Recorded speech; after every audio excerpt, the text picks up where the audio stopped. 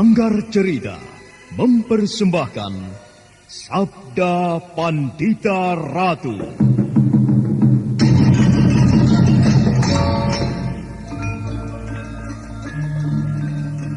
Menurut petunjuk Paman Kameswara, aku harus pergi ke suatu tempat. Dan mestinya, sekarang aku sudah berada dalam perjalanan itu. Sudah jauh pula dari tempat ini. Akan tetapi, apa yang Kiai lakukan? Mengusikku, sehingga aku terus membayangi Kiai. Dan ternyata benar, Kiai bermaksud buruk di tempat ini. Gila, demit. Seorang resiko misu, orang patut. Oh, jadi kau telah memata-mataiku, anak kecil? Iya. Dengan tidak tedeng aling-aling itu, aku akui Kiai. Maka aku tahu semuanya. Aku tahu. Apa pula yang kau lakukan dengan muridmu yang bernama Damar Taun, yang memiliki Raja Durga di tangan kirinya itu.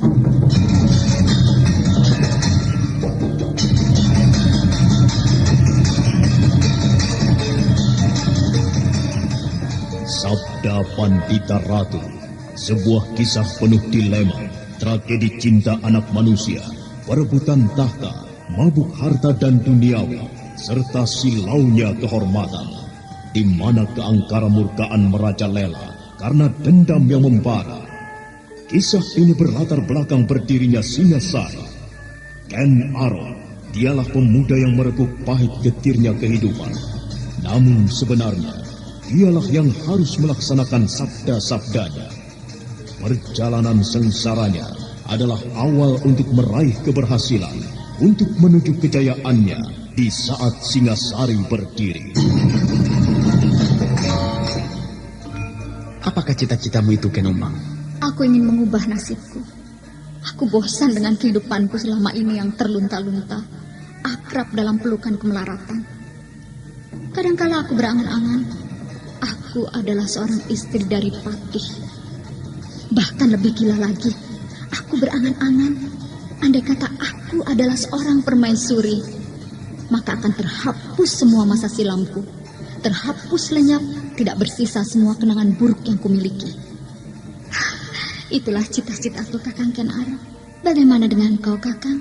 Aku ingin menjadi seorang raja.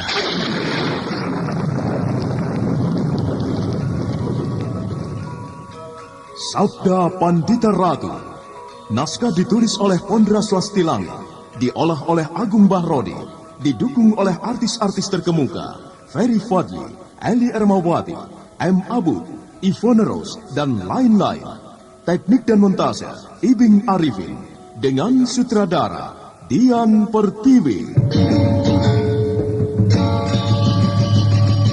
Sabda Pandita Ratu dalam episode ke-16 ini dengan judul Duka Luka Bumi Blambangan.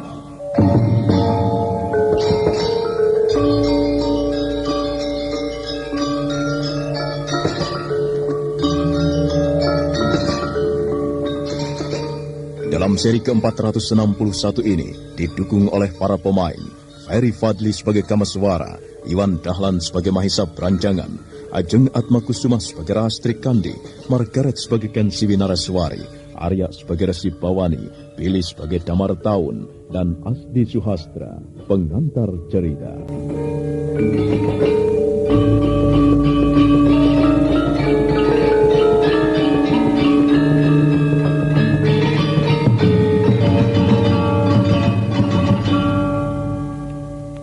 Mahisa Branjangan kembali menerawang, mengenang kembali peristiwa yang terjadi pada malam itu. Suara anjing yang menggonggong dan binatang malam lainnya seperti terekam melekat di dalam benaknya. Bagaimana? Sudah kau pertimbangkan? Baiklah, aku terima tantanganmu untuk melakukan taruhan itu. Akan tetapi, bukan kau yang menentukan jenis taruhannya. Aku yang menentukan.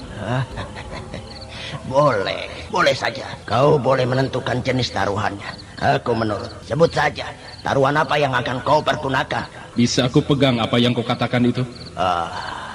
Aku seorang Resi Kisanak Branjangan. Kau boleh memegang kata-kataku.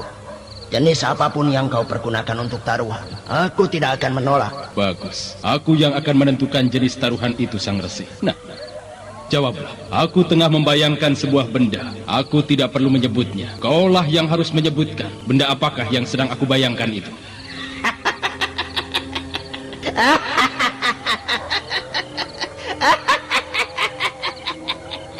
Kau sedang membayangkan bulan, bukan?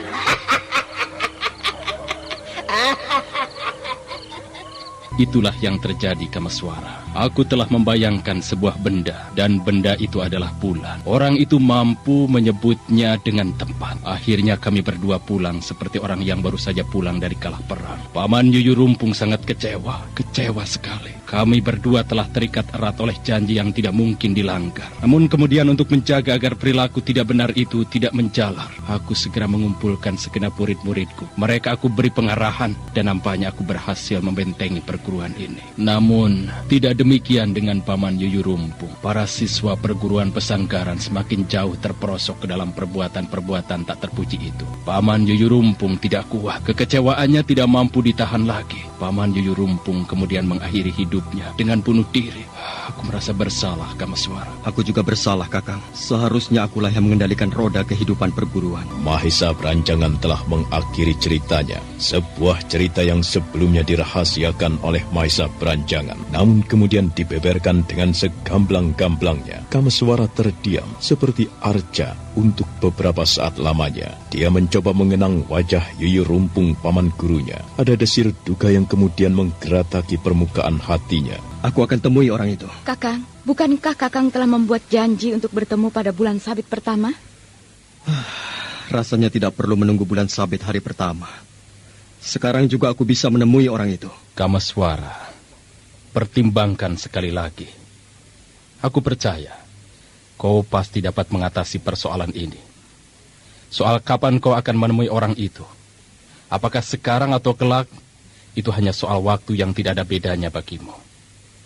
Tetapi kau telah membuat perjanjian dengan mereka. Sebaiknya kau tepati waktu itu.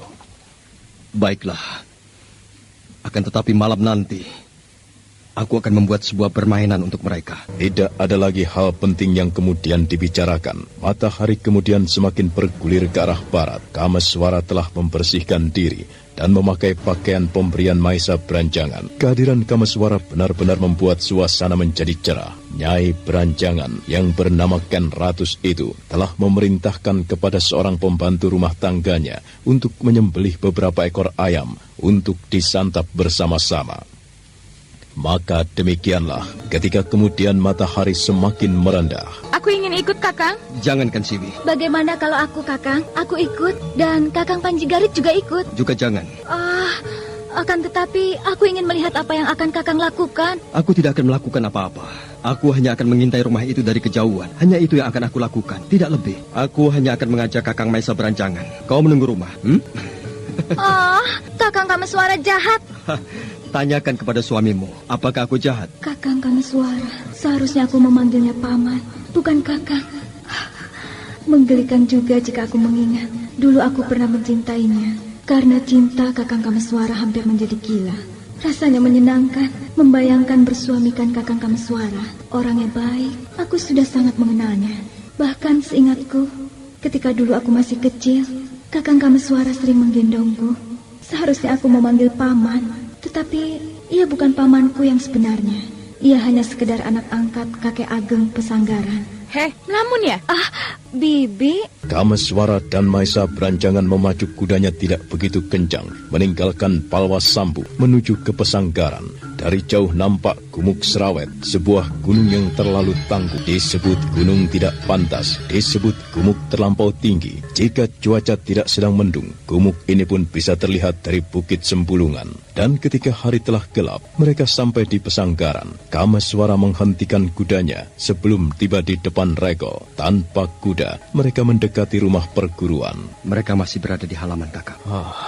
Apa yang kau lakukan terhadap mereka, Kameswara? Aku telah menghukum mereka untuk berada di halaman rumah perguruan 2 hari lamanya. Nampaknya mereka benar-benar merasa bersalah dan melaksanakan hukuman itu dengan sebaik-baiknya. Kau memerlukan singgah, Kameswara. Tidak, mari kita melihat rumah persembunyian Resi Bawani itu, Kakang. Iya, ayo Kameswara.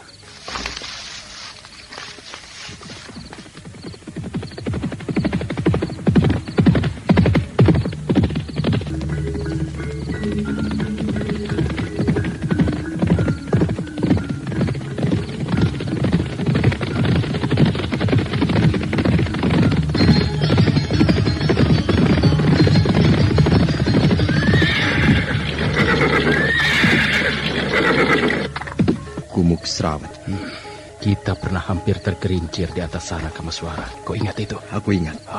Itulah rumahnya Kamaswara. Ada cahaya redup di sana. Bagaimana Kamaswara? Mereka ada di dalam, Kakang. Namun hanya 2 orang. Iya. Apa yang mereka lakukan? Mereka tidak melakukan apa-apa. Apa yang akan kita lakukan? Aku telah menyiapkan sebuah permainan untuk mereka. Kamaswara memandang ke langit. Bintang-bintang bertaburan ketika sekilas dia melihat ke arah Gunung Raung di utara. Mendung yang tebal memayungi gunung itu. Maisa Beranjangan bertanya-tanya dalam hati. Apa kira-kira yang akan dilakukan oleh Kamaswara? Kakang Beranjangan. Bagaimana Kamaswara? Bagaimana perasaan Kakang ketika orang itu mempermalukan Kakang? Sakit sekali Kamaswara. Akan aku balaskan, Kakang. Kakang lihat saja apa yang akan aku lakukan. Akan ku buat orang yang berada di dalam rumah itu kelabakan. Akan ku bakar rumah itu. Kau sanggup melakukannya Kamaswara? Lihat saja apakah aku bisa melakukannya. Kamaswara kemudian berdiri tegak. Dia segera menyilangkan tangan di depan dadanya. Kamaswara kemudian matak aji guna kasantikan, mengeterapkan kemampuan menggunakan ilmu panglimunan yang bersumber dari perguruan pesanggaran. Sesaat kemudian setelah tubuhnya semakin lama semakin kabur, Kamaswara pun lenyap bagaikan ditelan demit. Kurang ajar! Perbuatan siapa ini? Balaknat? Perbuatan siapa ini, ya? Perbuatan siapa ini? Ayo keluar! Keluar! Demit! Diamput! Kalau merasa laki-laki, siapa yang telah berani membakar rumah ini? Ayo, keluarlah! Jangan! Keluar! Hei, keluar! Ayo keluar! Tampakkanlah dirimu! Ayo! Bagaimana, Kakang? Kau seperti demit. Bagaimana kau dapat melakukannya, Kamaswara? Sebagaimana Kakang telah melihatnya, aku telah membakarnya. Lihat Kamaswara, apa yang mereka lakukan? Mereka mungkin sedang menggunakan sejenis ilmu penyadap suara, Aji Saptap Pangrungu, atau barangkali Doso Talingan. Doso berarti 10, sedang Talingan berarti telinga. Bersiaplah, Kakang. Barangkali kita akan meningkat pada permainan yang lain. Apa maksudmu? Lihat saja apa yang mereka lakukan. Hati-hatilah Kamaswara. Kurang ajar! Rupanya ada orang yang mencoba bermain-main dengan kita, Guru. Orang tidak tahu diri. Diamlah kau, Damartaun. Aku sedang melacak siapa orang yang telah berani berbuat kurang ajar seperti ini. Temukan, Guru, temukan. Biarlah aku yang akan membalas membakar tubuhnya. Biar aku beset kulitnya. Diamlah kau, Damartaun. Aku sedang mencarinya. Kau tidak akan berhasil, Sang Resi. Kau tidak akan bisa melihat wajahku karena kau buta. Kurang ajar. Jangan menyalahi kodratmu, Sang Resi. Kau tidak bisa melihat. Jangan mencoba-coba memaksa diri untuk melihat wujud.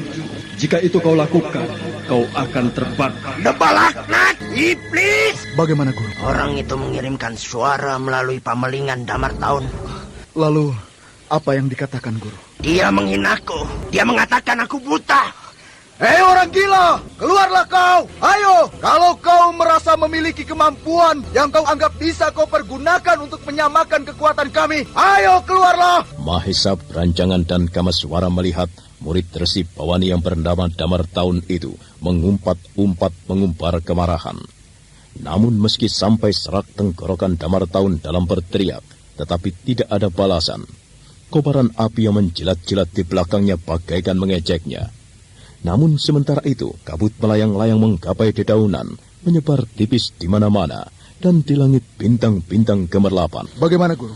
Apa yang harus kita lakukan, Guru? Aku rasa, aku tahu siapa yang harus bertanggung jawab dengan permainan yang memuakan ini. Kita pergi ke Palwasambu sekarang juga. Orang Palwasambu itu pasti tahu siapa yang berbuat ini. Damartaun. Bagaimana, Guru? Perhatikan di sekitar. Apa maksud, Guru? Rupanya kita sedang berhadapan dengan orang yang tidak bisa diremehkan, Damartaun. Nah, lihatlah kabut itu. Kabut? Iya, kabut itu tidak wajar, Damartaun. Kau lihatlah, kita mulai dikepung. Di mana-mana kabut. Gila, kita tidak bisa melihat apa-apa. Semuanya tertutup oleh kabut. Guru akan membiarkannya? Akan aku usir kabut keparat itu, Taun. Resi Bawani yang mulai terusik harga dirinya dan merasa tertantang segera bersiap diri untuk mengusir kabut itu. Resi Bawani kemudian duduk bersila. Beranjangan yang memperhatikan dari kegelapan malam merasa penasaran apa yang akan dilakukan oleh Resi Bawani, juga yang dilakukan oleh Kamaswara. Sebenarnya lah, Beranjangan sendiri mengalami kesulitan untuk memandang apapun. Namun tiba-tiba, Maisa Beranjangan terkejut ketika mulai mendengar sesuatu dari kejauhan.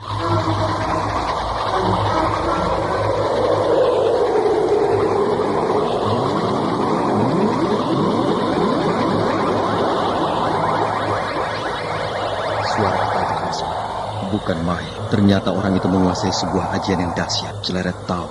Kakang ingat siapa orang yang menguasai ajian yang dahsyat itu? Kakang tentu masih ingat peristiwa di Kamang Air. Kisah Balangit menguasai ajian itu. Celeret Tahun. Orang itu bermaksud menggunakan Celeret Tahun untuk mengenyahkan kabutku. Suaranya mengerikan sekali, Kamaswara. Seperti barisan setan. Sebenarnya lah suara gemersik angin itu terdengar mengerikan sekali, berasal dari arah Bukit Serawet.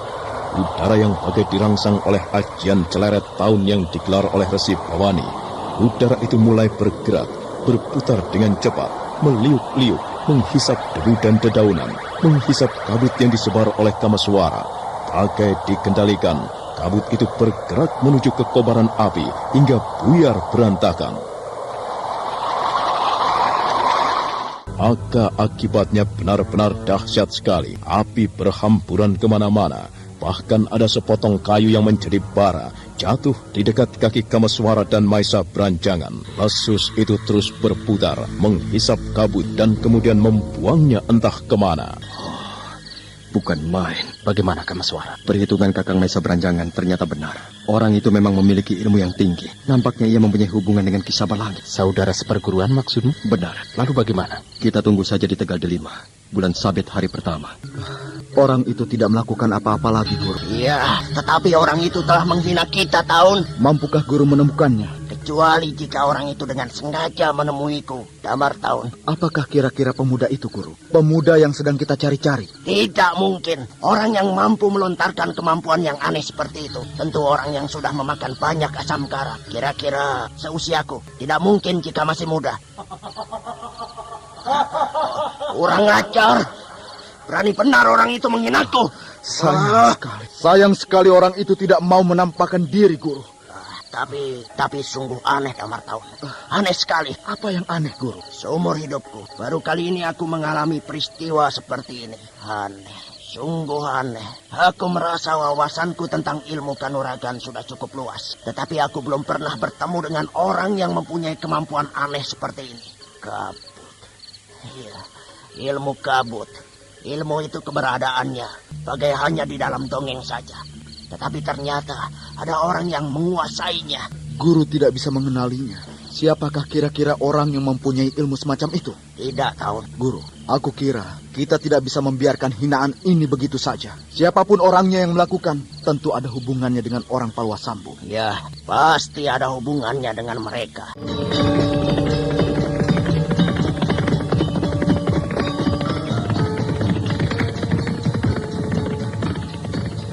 Kameswara dan Maisa Beranjangan memacu kudanya dengan kencang. Karena hafal dengan jalan-jalannya, mereka tidak merasa perlu mengurangi kecepatannya. Dan lebih dari itu, mereka bukanlah orang sembarangan. Dengan kemampuannya mereka dapat mempertajam pandangan mata untuk melihat kegelapan lebih jelas. Sampai di sebuah tikungan, Kameswara membelokkan kudanya ke arah kiri menuju ke Palwasambu. Tetapi tiba-tiba dia menarik kendali kudanya.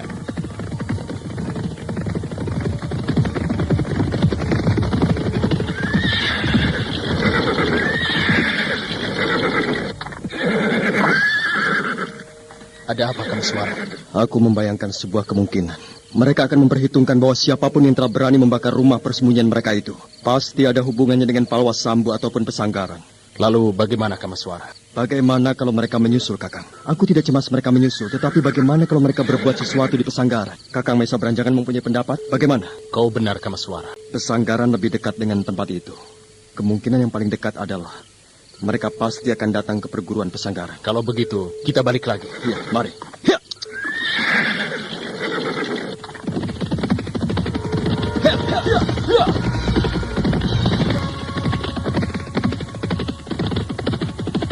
Mahisa Beranjangan dan Kameswara kemudian memacu kudanya kembali menuju ke Pesanggaran. Kehadiran Kameswara dan Mahisa Beranjangan mengejutkan segenap murid perguruan yang masih menjalani hukuman yang dijatuhkan oleh Kameswara. Demikian mengetahui siapa yang datang, segenap siswa perguruan itu serentak berdiri.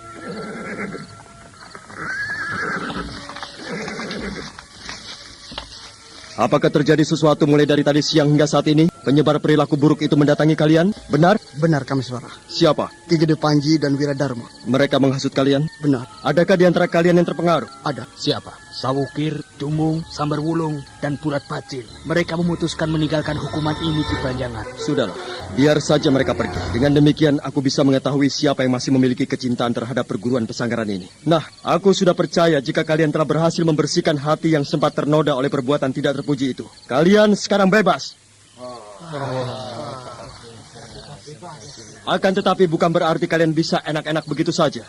Dengar, baru saja kami berdua mendatangi tempat persembunyian Resi Bawani dan orang-orangnya. Besar kemungkinan akan terjadi pertempuran, karena mereka tidak bisa menerima apa yang baru saja aku lakukan. Nah, ambil senjata kalian masing-masing. Kita tunjukkan bahwa perguruan pesanggaran tidak bisa diremehkan begitu saja. Tanpa perlu mendapatkan komando lagi, para siswa yang mendapatkan hukuman itu bergerak mengambil senjata masing-masing. Kameswara merasa puas melihat sikap mereka. Paling tidak dari puing-puing kemunduran perguruan pesanggaran, masih ada siswa-siswa yang bisa diharapkan menjadi saka kelanjutan perguruan di masa yang akan datang. Bagaimana menurutmu, Kakang? Sebenarnya aku merasa sangat prihatin dengan perguruan ini.